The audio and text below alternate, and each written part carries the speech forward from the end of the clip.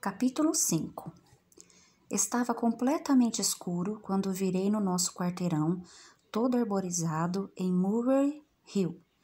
Andy chegaria bem mais tarde, e daquela vez eu não me importaria com as horas extras que ele cobraria de sua conservadora firma de advocacia. Eu teria tempo para o banho, acender umas velas, abrir uma garrafa de vinho e encontrar a trilha sonora perfeita, para apagar o passado da memória. Algo alegre, sem ligação nenhuma com Léo. Dancing Queen seria uma boa opção, pensei. Não havia absolutamente nada no ABBA que me lembrasse o Léo. Em todo caso, eu queria que a noite fosse sobre Andy e eu, sobre nós. Respirei fundo, aliviada ao sair da chuva fria e entrar no prédio com fachada de arenito pardo. Não havia nada demais no nosso edifício, mas eu adorava exatamente por isso. Eu adorava o saguão Demodé, com seu piso de escama de peixe e o candelabro de latão precisando de polimento. Adorava o tapete oriental em tons de pedra preciosa, com um cheirinho de naftalina. E até gosto do elevador de madeira pequeno e opressivo, que sempre parece estar prestes a quebrar. E, acima de tudo, amo porque este é o nosso primeiro lar. Naquela noite, porém, decidi subir as escadas, galgando os degraus de 2 em 2, enquanto imaginava um dia no futuro distante em que Andy e eu retornaríamos àquele lugar para mostrá-lo aos nossos filhos, então nascidos. Faríamos um passeio para que eles conhecessem o primeiro apartamento do papai e da mamãe. Explicaríamos a eles que o dinheiro que o papai ganhava permitia que eles vivessem em um prédio sofisticado, com porteiro, no Upper East Side, mas que ele havia escolhido aquele, naquela região sossegada, porque tinha mais personalidade. Exatamente o mesmo motivo pelo qual ele havia me escolhido e não uma daquelas beldades sulinas de olhos azuis. Chegando ao quarto andar, procurei por minha chave e, ao girá-la, percebi que Andy tinha chegado antes de mim, coisa inédita. Ao abrir a porta, olhei a sala de estar pela abertura da cozinha e ver meu marido deitado no sofá com a cabeça sobre uma almofada de chenille, cor de laranja. Eu me senti meio acanhada, quase envergonhada. Ele já havia tirado o paletó e a gravata no chão e desabotoado o colarinho da camisa azul. A princípio pensei que ele estivesse dormindo, mas então vi seus pés descalços acompanhando a melodia de As Is, de Anne de Franco. Como era um CD meu, bem diferente das trilhas alegres, tipo as 40 mais dele, ou as músicas country, românticas e cafonas, imaginei que nosso aparelho de som estava programado aleatoriamente. Andy não está nem aí para o seu gosto musical. E quando ouço meus artistas favoritos, como Elliott Smith ou Marianne Faithfull, ele faz uma careta nas letras mais turbulentas e comenta algo como "com licença, pois preciso colocar veneno debaixo da pia". Mas apesar dos gostos discordantes, ele jamais me pediu para baixar ou desligar o que eu ouvia. Andy é o oposto de um controlador, uma mistura de advogado com garoto surfista, despreocupado, na linha viva e deixe viver. Fiquei um bom tempo observando Andy deitado, tranquilo, sobre a suave luz âmbar do abajur e fui tomada por uma sensação que só podia ser descrita como um grande alívio.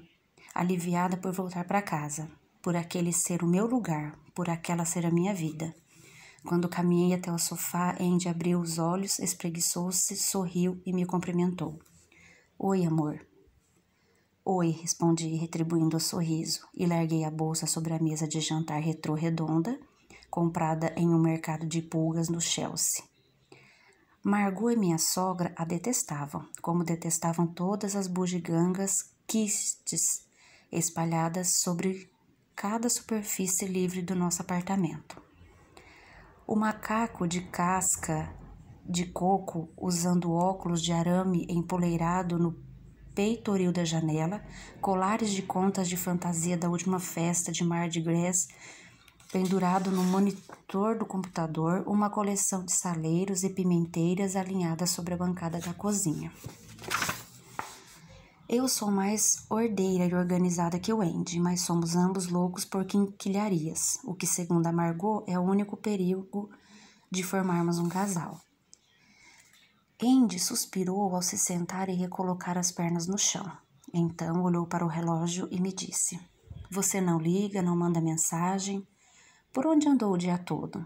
Tentei o seu celular uma porção de vezes." Ele falou em um tom leve,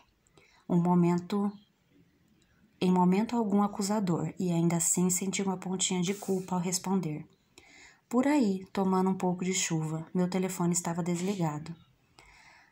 Todas as afirmações eram verdadeiras, porém consciente de que estava escondendo algo do meu marido. Eu titubeei sobre manter essa discrição ou contar tudo a ele.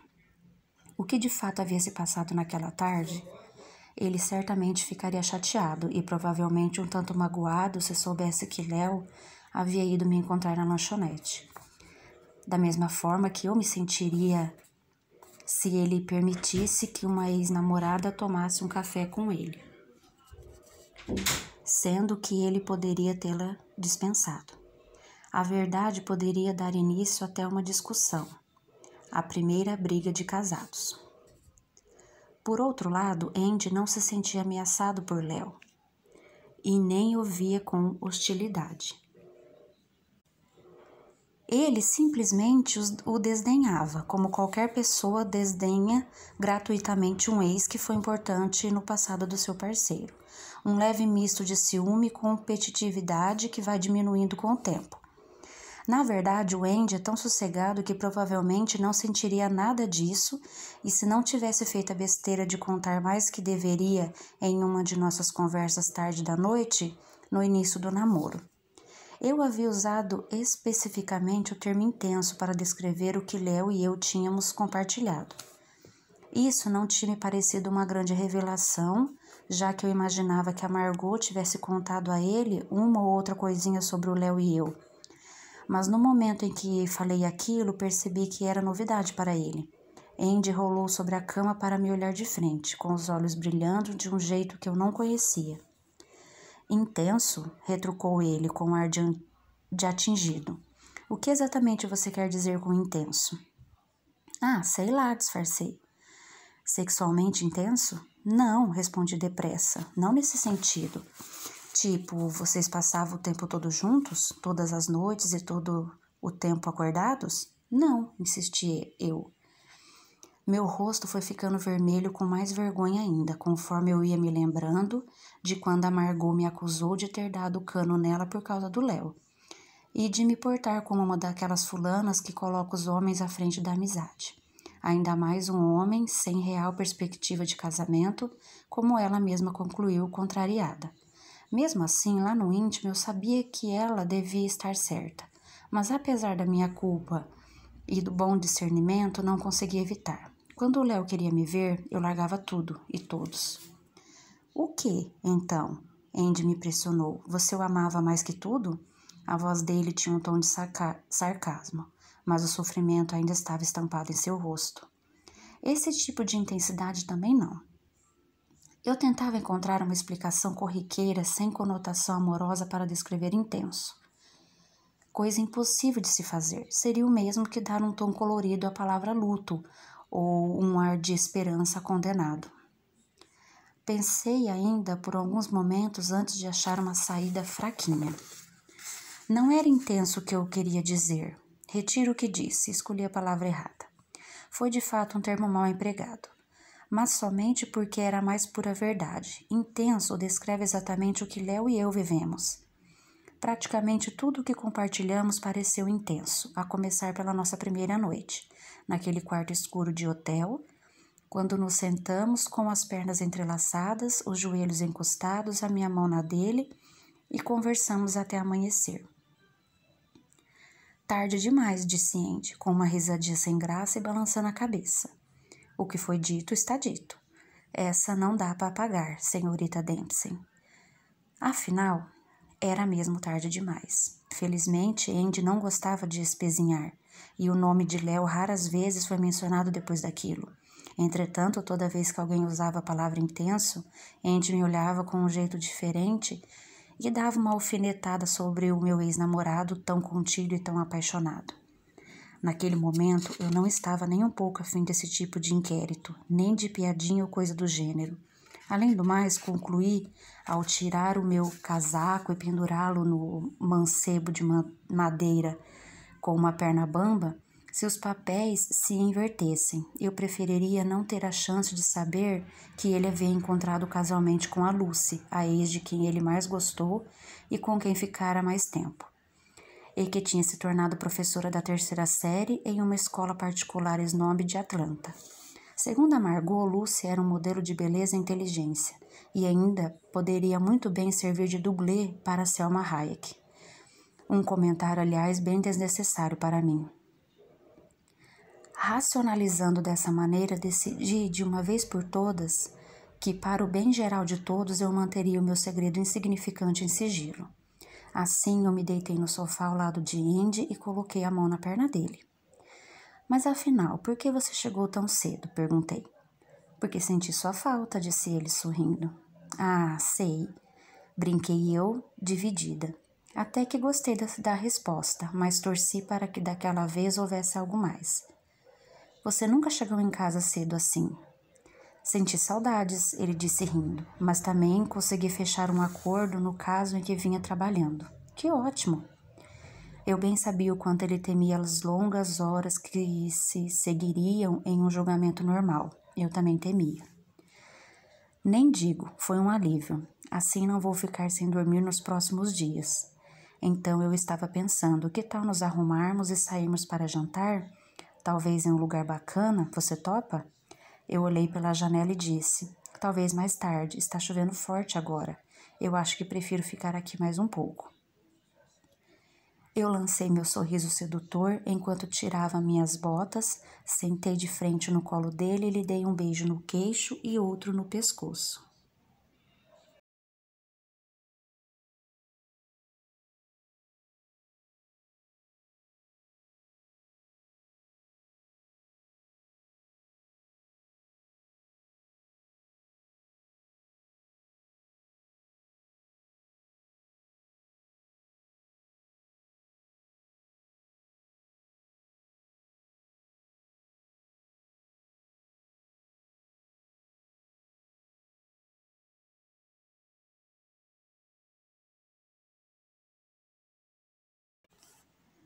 Andy sorriu, fechou os olhos e sussurrou encantado. Ora, ora, o que aconteceu? Ele falou usando de um jeito que adoro, como só os sulinos fazem, mas naquele momento caiu como um aviso de alerta no meu coração. Será que a minha iniciativa em começar as preliminares valia mesmo a reação daquele tipo? Nós não éramos espontâneos em relação ao sexo? Minha mente entrou em ação para lembrar de alguns exemplos recentes picantes, mas para minha decepção, eu não conseguia lembrar de termos feito amor em outro lugar que não fosse nossa cama, na hora de dormir. Eu tentei me convencer de que isso é perfeitamente normal quando se é casado, mesmo para casais felizes. Andy e eu podemos não nos pendurar no lustre nem ir à loucura em cada cômodo do apartamento, mas ninguém precisa transar loucamente no balcão da cozinha nem rolar sobre o assoalho para ter uma ligação física sólida. Afinal, o sexo praticado sobre superfícies duras pode parecer sensual nos filmes, mas na vida real é desconfortável, supervalorizado e restrito. É claro que houve uma vez com o Léo, no escritório dele. Eu tentei desesperadamente afastar essa lembrança da minha cabeça beijando o Andy novamente, desta vez na boca. Mas sempre que se tenta não pensar em algo, a cena parece se reavivar cada vez mais. E de repente eu estava fazendo o impensado. Estava beijando meu marido e pensando em outro homem, pensando no Léo. Beijei o Andy com ainda mais disposição, desesperada para apagar o rosto e os lábios do Léo. Não adiantou, era como beijar o Léo com ainda mais ardor. Eu desabotoei a camisa do Andy e o acariciei seu peito e seu abdômen. Então tirei meu suéter. Nós nos abraçamos pele com pele. Eu pronuncio o nome de Andy em voz alta, mas o Léo continuava lá, seu corpo contra o meu.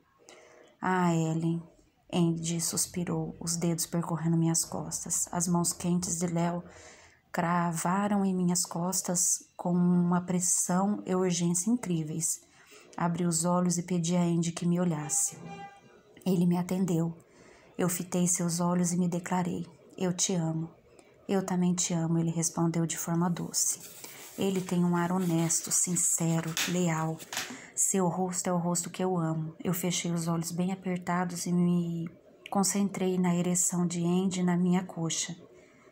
Ainda estávamos de calça, mas eu me ajeitei bem em cima dele, roçando meu quadril contra o dele e disse seu nome outra vez.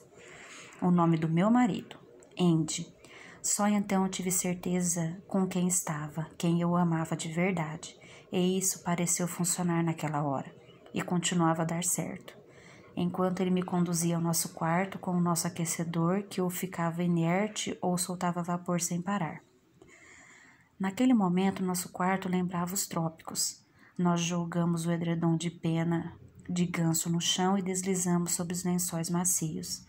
Àquela altura já estávamos completamente nus. E aquela cama era sagrada, eu pensei. Léo se foi, ele está em outro lugar.